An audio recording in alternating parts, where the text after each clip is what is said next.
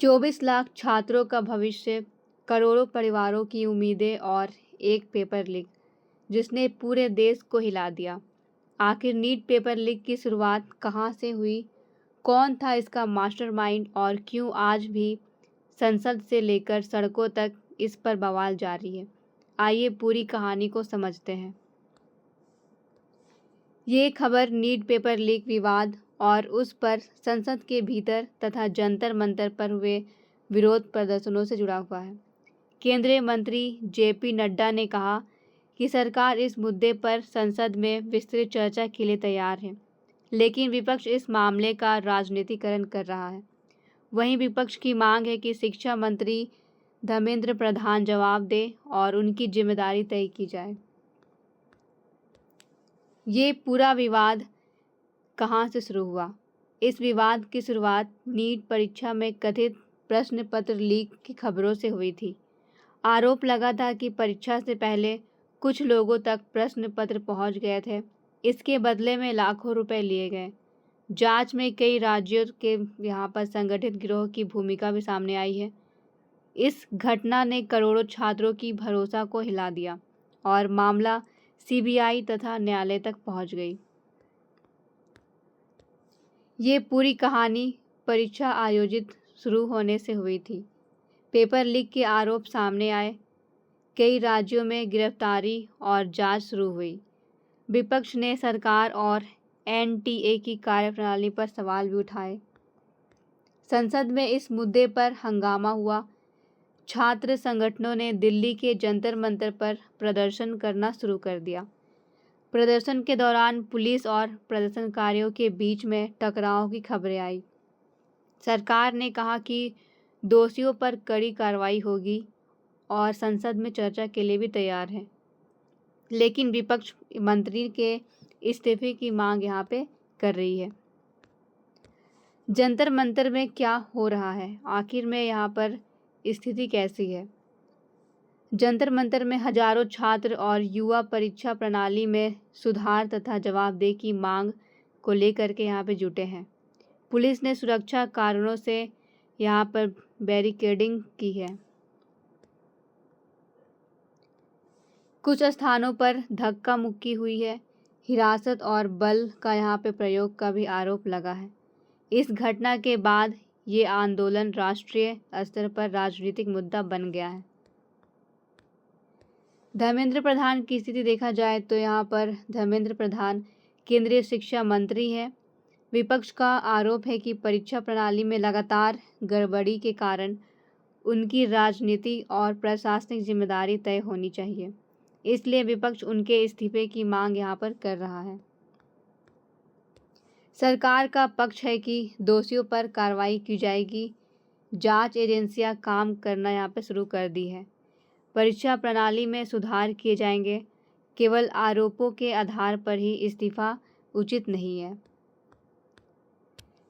यहीं पर देखा जाए तो जेपी नड्डा का बयान आता है। जेपी नड्डा ने कहा कि सरकार संसद में इस विषय पर विस्तृत चर्चा के लिए तैयार है।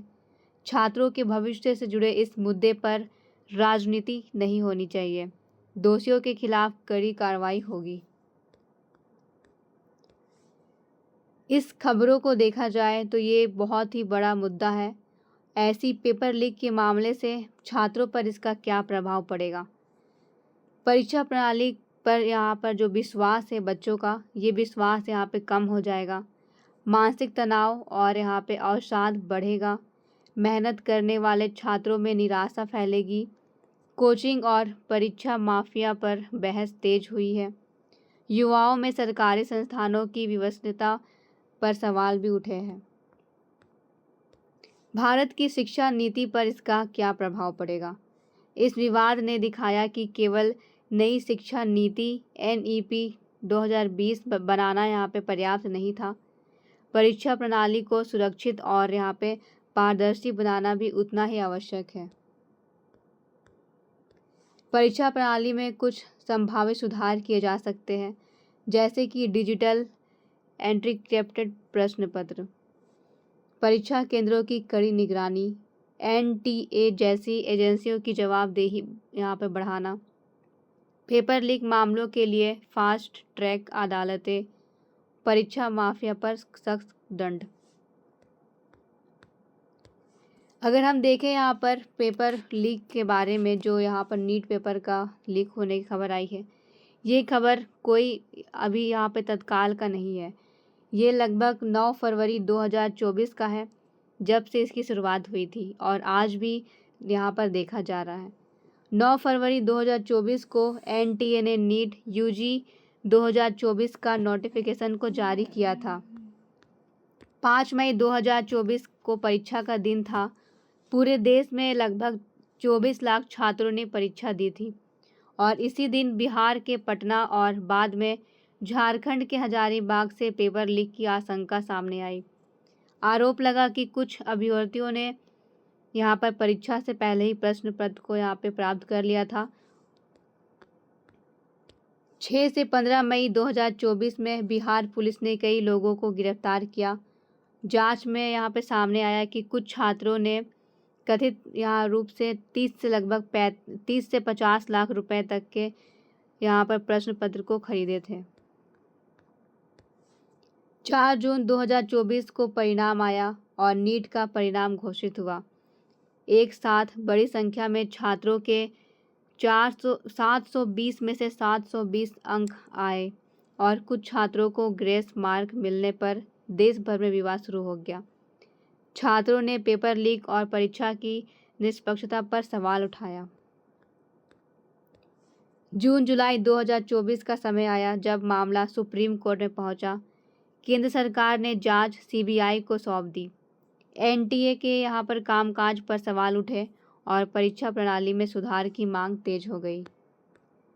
23 जुलाई 2024 का दिन सुप्रीम कोर्ट ने कहा कि उपलब्ध साक्ष्यों से पूरे देश में व्यवस्थित पेपर लीक सिद्ध नहीं होता, इसलिए पूरे देश में दोबारा परीक्षा कराने का आदेश नहीं दिया, लेकिन दोषियों पर कार्रवाई जारी रखने को कहा।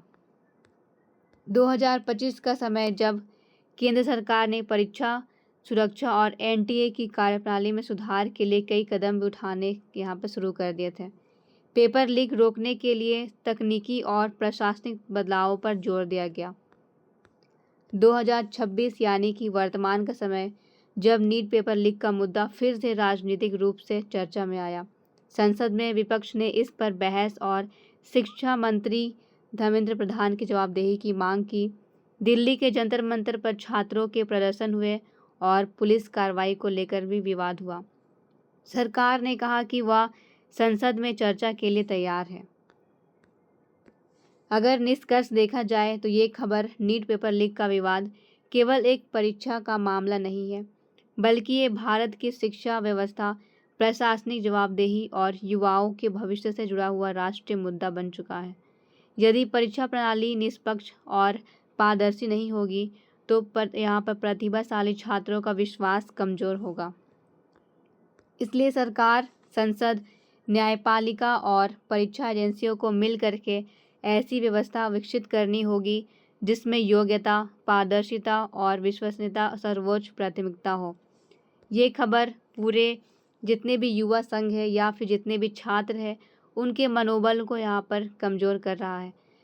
ऐसी पेपर लीक की खबरें आने से परीक्षार्थियों को यहाँ पर बहुत ज़्यादा कठिनाई हुई है और लगभग बहुत सारे छात्र इन कारणों से आत्महत्या भी कर चुके हैं।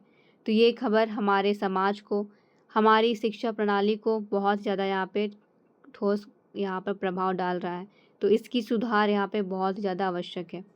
तो इस प्रकार यहाँ पर खबरों को प्राप्त करने के लिए आप हमारे चैनल को लाइक, सब्सक्राइब और बेल आइकन को प्रेस कर सकते हैं और साथ में इस खबर की पीपीटी को प्राप्त करने के लिए आप हमारे चैनल के डिस्क्रिप्शन में टेलीग्राम का लिंक दिया हुआ है, उसे ज्वाइन कर सकते हैं, जहां पर आपको ये पीपीटी मिल जाएगी। Thank you.